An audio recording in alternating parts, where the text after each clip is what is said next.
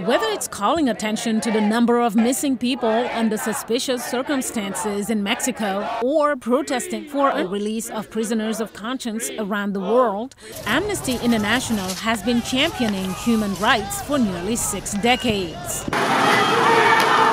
Their newly released annual report claims actions by leaders in Egypt, the Philippines, Venezuela, China, Russia, and the United States have been undermining the rights of millions. They've openly defied human rights laws. They have called for others to defy those laws. In the case of the Filipino president, Duterte, he's actually called on people to go out and kill those that they suspect of being drug dealers. The report also criticizes U.S. President Donald Trump on his immigration policies, for undermining press freedoms, and for his poor record on women's rights. VOA has reached out to the White House and the State Department for comments, but did not get a response. One of the most egregious examples is his adoption of the global gag rule.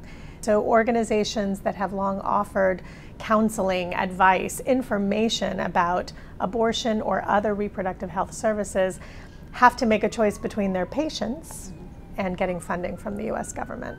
A women's rights advocacy group says the global gag rule has cost organizations like theirs millions of dollars in lost funding. So already in places like Madagascar, Uganda, Zimbabwe, we've seen programs particularly serving vulnerable women.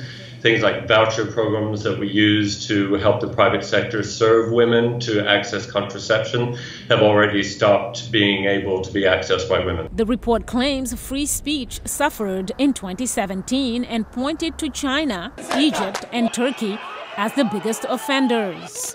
VOA has contacted the embassies of those countries in the U.S., but they have not yet replied. Turkey has imprisoned more than 50,000 people over the last couple of years, including both the chair and the director of Amnesty Turkey. And this by a government that is led by someone who was once an Amnesty prisoner of conscience. And now he has turned around and arrested our human rights leaders as part of an effort to arrest anyone who's been critical of the government, which is the same kind of situation we're seeing in Egypt and China. The report does note signs of progress in the Women's March and Me Too movements. It also applauded Taiwan for its decision to allow gay marriages. Mariama Diallo, VOA News, Washington.